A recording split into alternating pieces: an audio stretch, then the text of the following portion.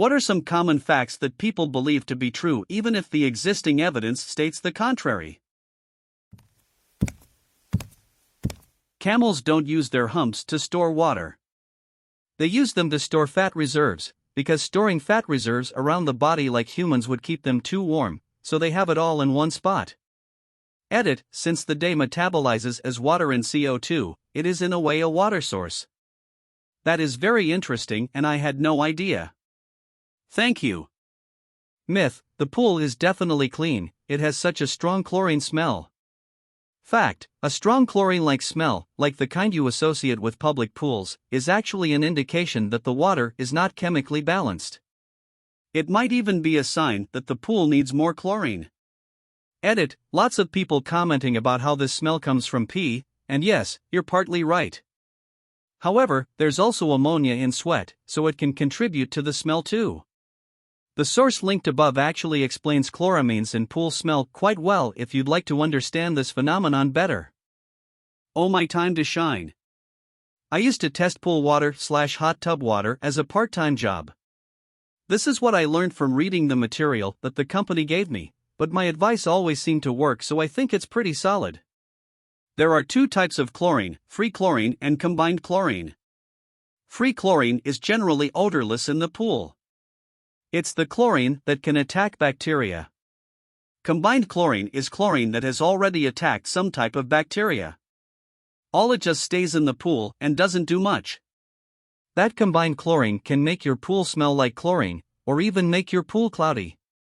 If a pool smells like chlorine, it has too much combined chlorine. To get rid of it, you need some type of oxidizer.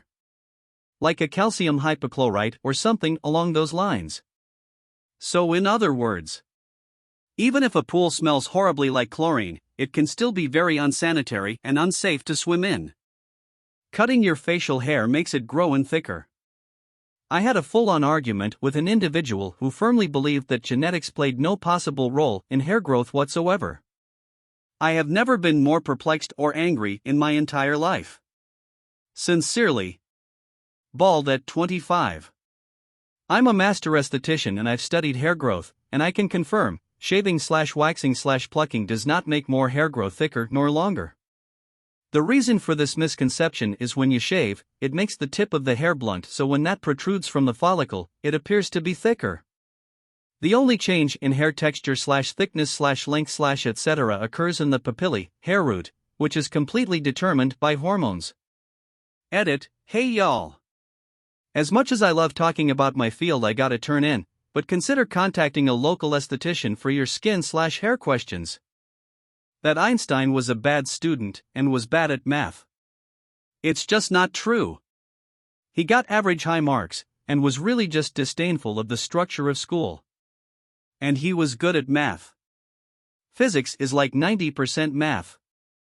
I get why people share it, it's to make struggling students feel better about themselves. But can't we tell them about something else instead of lying?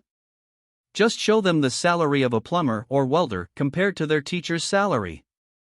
That ought to cheer them up. Edit, thanks for the award, and also I'm silencing notifications as I woke up to 50 replies this morning.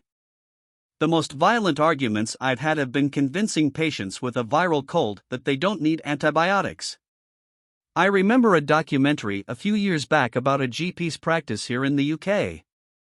Basically filming patients, with their permission, to show a day-to-day. They literally had people come in and answer, "What's the matter today?" with "I need some antibiotics." They didn't even elaborate on why, just "I need some antibiotics." You see, my roommate Dave always plays loud music at night, when I'm trying to sleep. No one likes it. So I need some antibiotics. Preferably strong ones. A few people still believe that opening windows before a tornado to even the pressure will save their house from damage. Some also still believe trailer parks attract tornadoes and that random sacred landmarks can protect cities from tornadoes. The first part of that does have some merit though. Opening up all your windows will effectively reduce the total force being exerted on the walls from the outside winds, since some of that airflow is allowed to pass through the wall instead of acting upon it. However, considering how strong the winds are in a tornado and how small most windows are, the effect may as well be irrelevant. Opening your windows to reduce the damage from the winds of a tornado is probably about as effective as planting shrubbery to reduce the damage from an oncoming avalanche. People still think an undercover cop has to tell you they're a cop. How does that even make sense? Months of preparations ruined on the first day because someone happened to ask the magic question. Cops are allowed to lie to you and they will pretend to be your friend to get what they need from you. Side note, even if you're innocent of a crime, the first words from your mouth should be "I want a lawyer," and you don't provide any information until you have one. Anything you say can and will be used against you in the court of law. To your side note, the first and only words should be "I want a lawyer." Always, no matter what they try to tell you. I've practiced law both as a defense attorney and a prosecutor, and I have never once seen a person successfully talk their way out of something after being read their rights. Even if you're innocent, you're going to be stressed and not thinking correctly. What you mean to say will likely not come out exactly right, especially after a few hours of questioning. You'll likely contradict yourself at some point without realizing it or even meaning to, or what you say can be taken completely out of context.